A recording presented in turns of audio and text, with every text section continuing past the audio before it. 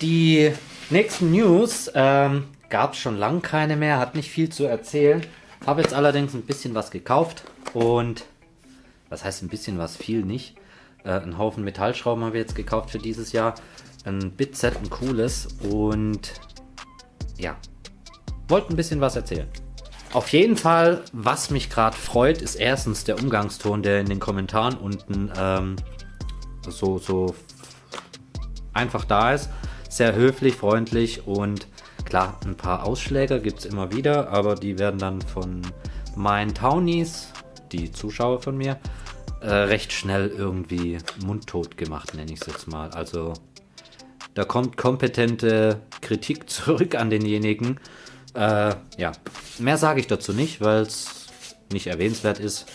Aber danke an alle, die mich da unterstützen und mir da zur Seite stehen. Was ich mir gekauft habe, ich durfte ja monatelang nicht in den Baumarkt, jetzt mit Gewerbeschein schon, ist das Bosch-Set, da habe ich schon lang, also Bitset, da habe ich schon lange damit geliebäugelt. Auch mit den Sechskant-Aufnahmen, 10er, 8er und 6er Nuss. Und lange Bits natürlich, Torx T20, den brauche ich ja am meisten. Und was noch cool ist, ist der hier, weil hier habt ihr euren Bit drin, zum Beispiel Kreuzschlitz. Dann wollt ihr eine Schraube reinschrauben und dann knickt ihr ja manchmal ab und da gibt es diesen Trick hier, dass ihr das runterzieht und dann wackelt die Schraube nicht mehr so arg hin und her. Kann es euch kurz zeigen. Heißt, hier ist die Schraube, hochziehen und jetzt knickt ihr nicht mehr ab. Ist manchmal gut, braucht man wahrscheinlich nicht immer, aber ich finde den cool. Also von daher. Funktioniert natürlich nicht. Für die ganz Intelligenten, die jetzt meinen, wenn du aber einen langen Bit drauf machst, kommt es ja gar nicht bis vorne hin. Ist ja wohl klar. Du Klugscheißer. Und was mir dann im letzten noch aufgefallen ist, ich habe ja seit über ein Jahr jetzt die 218 Volt Akkuschrauber. Leute, ihr braucht nicht mehr. Wenn ihr eine Heimwerkerwerkstatt habt, eigentlich sind es ja 12 Volt, falls ich jetzt 18 Volt gesagt habe. Nein, ich habe nur noch die zwei 12 Volt Akkuschrauber.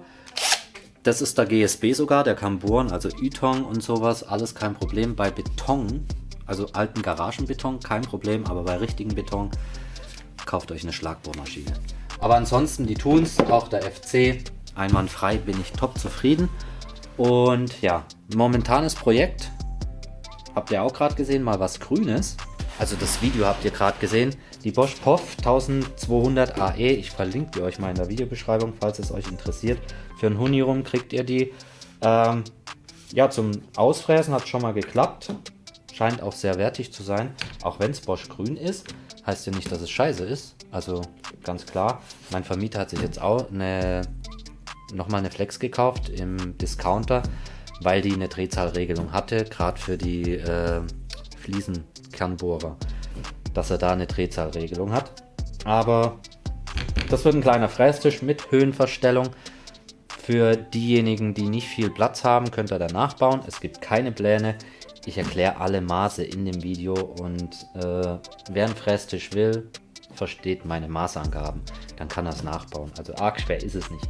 Ein bisschen Gewindestangen, Muttern, selbstsichernde Muttern und dann passt das. Was noch cool ist und bei euch echt geil ankommt, ist die Werkstattschau.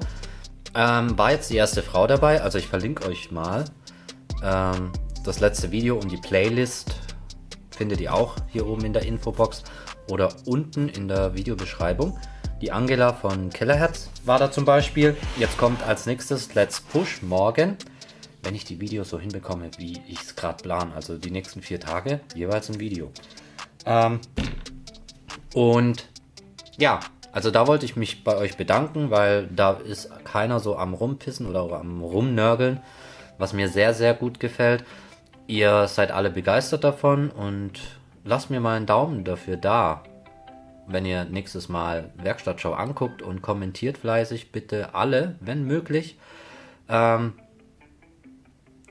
das bringt halt den Kanal weiter und die Reichweite wird dadurch größer, je mehr Likes ich bekomme. Also immer, nie vergessen, den Daumen nach oben und die Glocke anmachen, wenn ihr mich abonniert, denn nur so werdet ihr informiert und so bekommt vielleicht auch das Video, wo ich raushau, wenn gleich viele Zuschauer kommen und Watchtime kommt, auch eine größere Präsenz bei YouTube, was wiederum heißt, dass ich mehr ausgestrahlt werde, also mehr Impressionen kriege, dadurch wieder mehr Klicks, wieder mehr Watchtime und mehr Likes und ja, mehr Kommentare helfen da ungemein, also raushauen, was geht, bitte. Das, ja, wäre echt nett von euch, würde mich freuen und genug gebettelt, sonst kommt ja jetzt wieder der Nächste um die Ecke, der meint, ja, nur Abo-Gebettel. Allerdings ist das ein Punkt, der mir auch demnächst klar geworden ist. Abo-Gebettel, klar, wenn ich in jedem Video sage, tust mich bitte abonnieren. Es gibt dann Leute, die sind davon genervt. Du musst aber in dem Punkt nicht an dich denken. Klar, wenn du jedes Video von mir ansiehst, siehst du es in fast jedem Video, dass ich den Leuten sage, lasst mir ein Abo da oder ein Like. Ist jetzt auch keine Rechtfertigung oder sowas. Ich erkläre es nur, wie das funktioniert. Wenn jetzt aber jemand nur sporadisch mal kurz vorbeischaut und sieht, aha, der macht das und wird daran erinnert, den kann ich abonnieren, dann abonniert er mich. Für denjenigen oder für die ist das ja dieses Abo-Gebettel, dass man ja seine Reichweite erhöht, weil wenn jemand abonniert und die Glocke anmacht, dann nämlich wird er erinnert, dass da jemand ein Video macht. Und dann guckt er das Video an und je mehr Leute das machen, umso größer wird man. Ne? Also logische Schlussfolgerung. Eigentlich geht es hier nur um Logik.